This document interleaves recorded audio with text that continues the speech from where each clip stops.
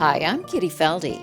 Last week, we took you to the National Archives where we discussed Janet Macreery's novel, A Little Wicked. This week, we continue the conversation because our young readers had a few questions for the author.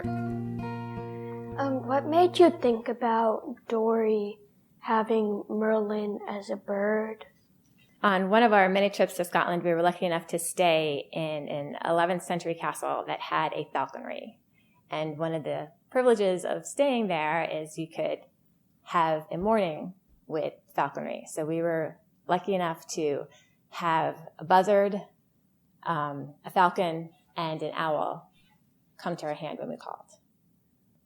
And they were magnificent birds, and that kind of experience stays with you. And when I was writing about Dory, I wanted her to have a falcon of some kind, and she could not possibly have afforded a true falcon.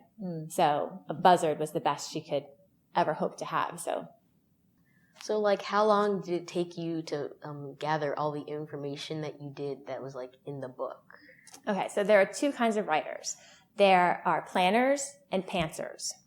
I am closer to the Panther Society. So planners gather all of their information, know everything they want to do, write an outline, and then fill it out with the flesh of the book.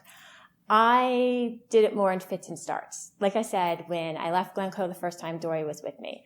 So I have napkins and sheets of paper and notes to myself all over the place with phrases that Dory said or situations I thought she could encounter. And then at one point I sat down and started to physically write the book. I think I started with the first chapter.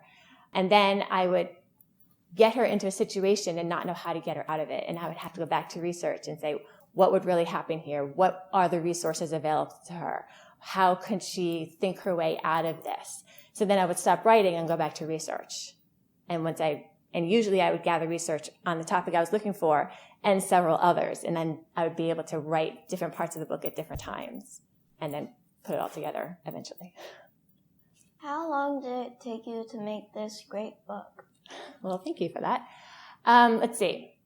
Dory came home with me in 2004. I started to write the actual book in 2010. So the writing of the book took about, with all the research and the rewrites, probably about 18 months. How many times have you actually been to Scotland? 6. Can't wait to go back.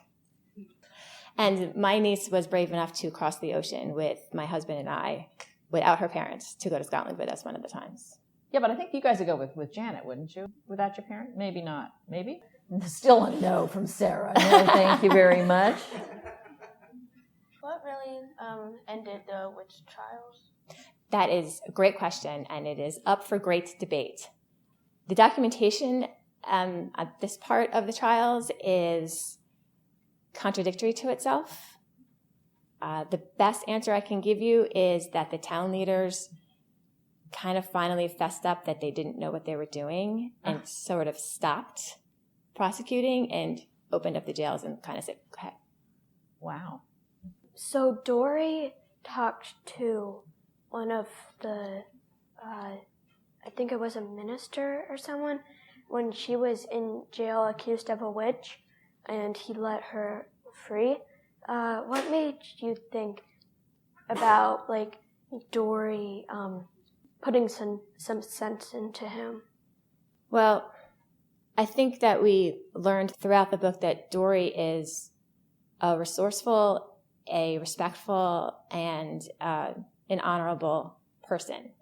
And she had become a part of that community, and she took it upon herself to say, I think I know a way to help this through. I think I can figure it out. She also knew that she had her clay doll in the stream. So that gave her the courage, I think, a little extra to push. Because at first the minister was like, I've heard this all before.